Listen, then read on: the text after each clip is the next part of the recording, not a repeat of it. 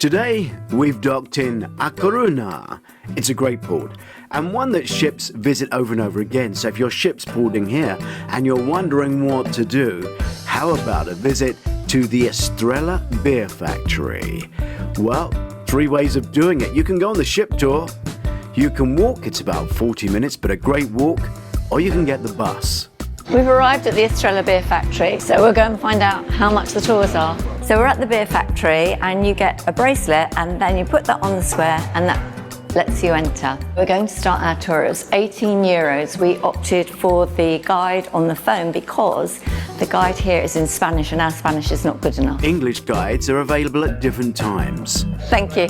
And your ship's tour will definitely have an English guide. So we start on floor 0. This is pretty much an interactive tour, as you will see, and some exciting exhibits too. The wristband, actually placed on some of the screens, will then start a description, either of the beer or the artwork. We're following the story of the Corral family. Jose Maria Rivera Corral came to La Coruna in 1890, having been in Mexico and previously in Cuba, who were farmers, financiers and businessmen and owned lots of property in this area, very successful. It appears back in Mexico they had an ice factory and a bit of a brewery. The secrets of the beers here is the special quality of the water, namely its purity and its chemical composition. It's not just the water, it's the unique qualities of the soil here in La Coruna that make the hops special, and you get to taste them. They were a bit bitter, and it means you need the beer. In the production of the beer, they use malts from 2 Rose Spring malting barley. And you can taste this as well.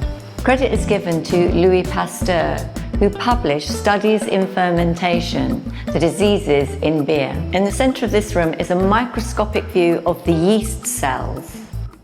This room is more about the history of the family, and this wall shows the portraits of all the master brewers.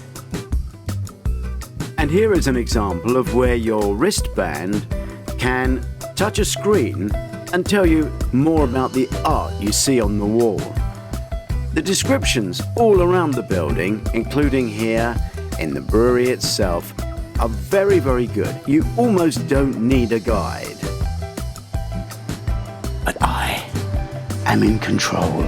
We're in the brewing room. This is the heart of the plant, and you can look in and you can see the beer bubbling away in there. And that was before I was drinking, but I do like buttons. This filter removes the insoluble part of the wort, and this film shows you how it's done. There's an interactive screen here. You use a wristband to touch there and it tells you everything you want to know about the packaging, and it shows you. Oh, this feels weird. So this feels like you're inside the packaging plant. Oh, and I feel like I'm standing above it and everything's working and it's weird. This shows you the advertising and the labels on the bottles and how they've progressed from 1906 right through to 2026. It's not too technical, it's just friendly. Estrella doesn't want to be the best selling, it wants to be the best loved beer. And they sponsor many motorcycle events, sports and music. Sadly, we've come to the end of the tour. At least that's what I'm telling Jean, because it's now time to sample the beer. Here's the biggest tip of the day. Take a bottle opener. We're trying the 1906 beer because it's an exclusive beer only sold here, locally. So cheers. Please subscribe to our YouTube channel. It's free. Oh, it's very nice.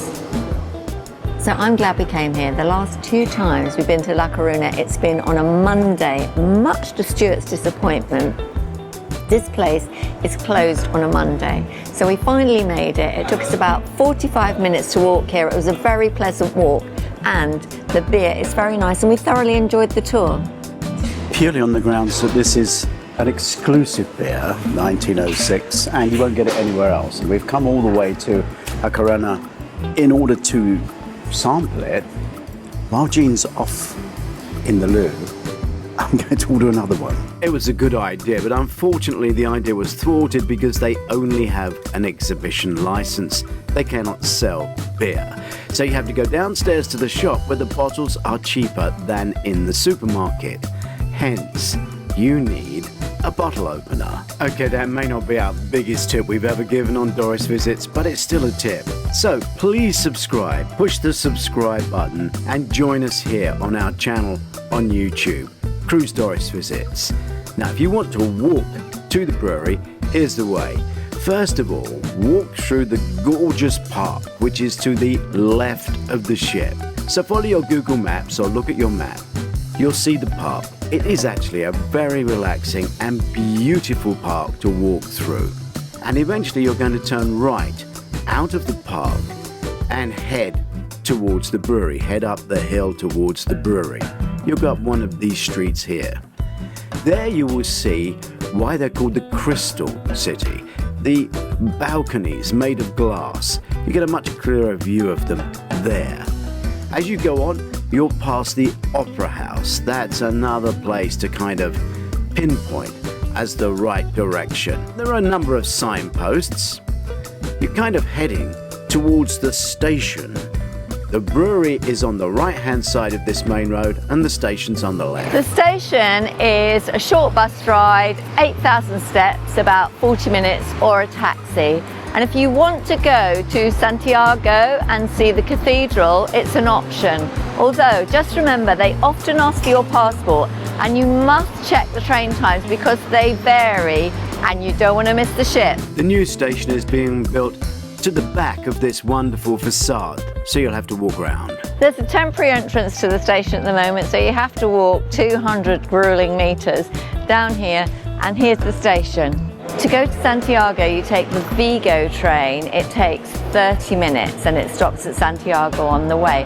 I suggest going early in the morning and visiting the crypt first because it's a long queue, and then coming back and seeing La Coruna in the afternoon.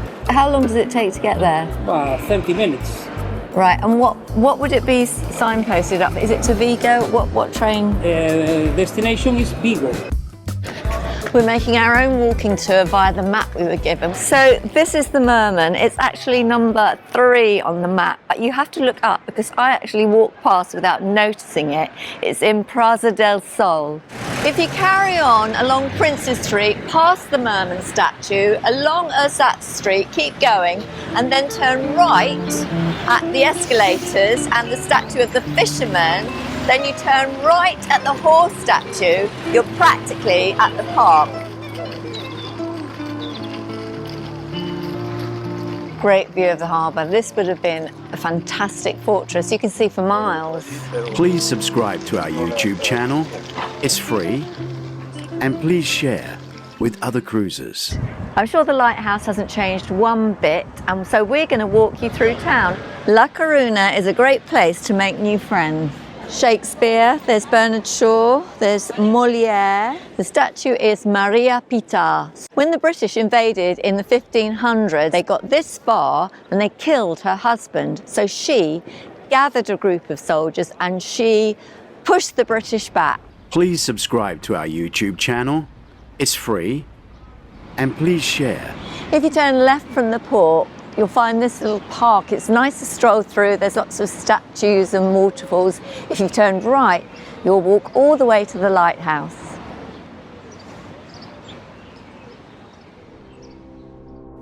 And if you happen to read one of my cruise novels, there are 10 in the series, please do leave a review on Amazon. Cruise Ship Heist has been #1 3 times in 2 different countries. Enjoy your cruising.